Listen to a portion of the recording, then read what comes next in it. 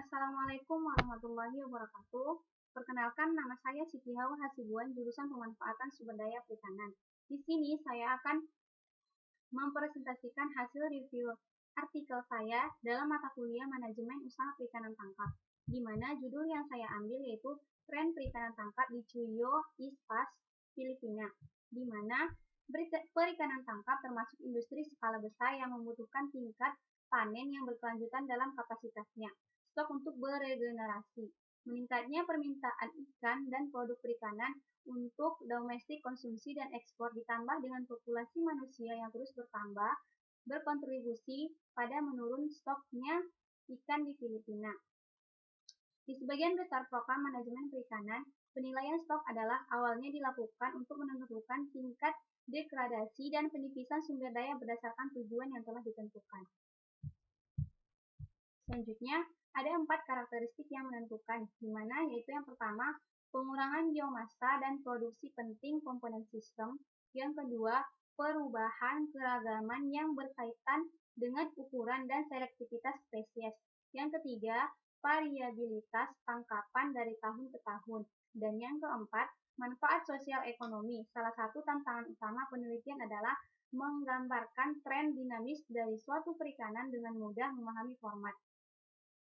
Cuyo Ispas mengacu pada perairan di laut bagian barat tengah wilayah Filipina, yaitu yang memberikan kontribusi rata-rata 3,12% produksi perikanan di Filipina dari 1977 sampai 1995.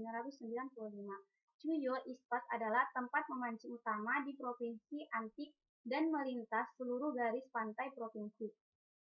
Perikanan tangkap Filipina memiliki dua sektor, yaitu komersial dan kota. Diklasifikasikan berdasarkan ukuran atau berat kapal yang digunakan dan lokasi daerah penangkapan ikan sasaran.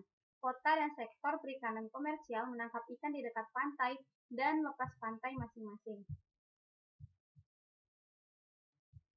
Selanjutnya, nelayan komersial yang beroperasi di Cuyo Ispas secara konsisten menggunakan 3 jenis roda gigi. Yang pertama ada handline, multiple handline, dan ringnet.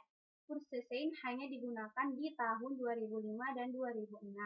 Data pengambilan sampel dari Juni 2000 hingga Desember 2006 digunakan untuk mengkaji dinamika perikanan tangkap, termasuk tren tahunan. Jumlah total upaya dinyatakan dengan jumlah hari penangkapan ikan yang tercatat untuk HL ataupun handline dan MHL ataupun multiple handline, dan jam untuk PS dan RN dan kekayaan spesies.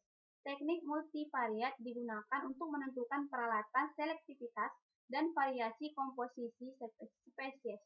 Untuk tujuan penelitian ini, masing-masing sampel terdiri dari kombinasi tahun, bulan, sektor, dan jenis roda gigi.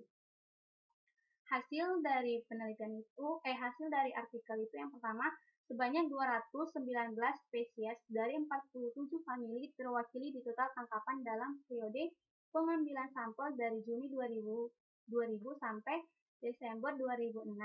Mayoritas spesies ini 61% diklasifikasikan sebagai terumbu, 14% sebagai pelagis kecil, 9% sebagai demersal, 7% sebagai pelagis bermigrasi, yaitu tuna dan mirip tuna spesiesnya, 5% sebagai bentoplagik, dan 4% sebagai invertebrata.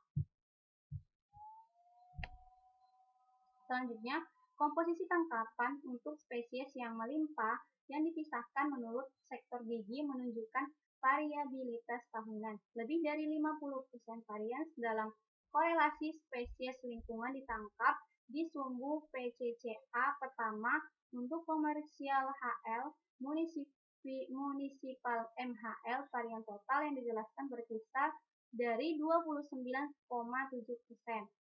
menjadi 40,7%. Selanjutnya, fakta tentang jenis spesies yang ditangkap oleh setiap jenis peralatan, langkah-langkah dan yang tepat untuk mengolah tangkapan spesies tertentu yang ternyata terlalu habis ataupun terlalu banyak ditangkap. Khususnya tuna fregat ditemukan sangat habis. Poin selanjutnya adalah selain pelagis kecil ikan, Spesies tuna juga merupakan proporsi RN yang tangkapannya signifikan, yang menjadi ancaman serius bagi keberlanjutan perikanan. Berbagai tren yang didokumentasikan dalam penelitian ini, khususnya suksesi spesies yang ditangkap, pasti sulit menilai dengan pendekatan presentasi data yang lebih tradisional dan analitis, seperti apa yang saat ini digunakan di Filipina. Meskipun mungkin tampak jelas lagi kecil itu, spesies biasanya hanya ditangkap oleh ringnet dan demersal spesies dengan banyak garis tangan. Misalnya, perlengkapan ilustrasi selektivitas memberikan bukti lebih lanjut tentang tren spesifik setiap spesies berdasarkan sektor dan kombinasi roda gigi.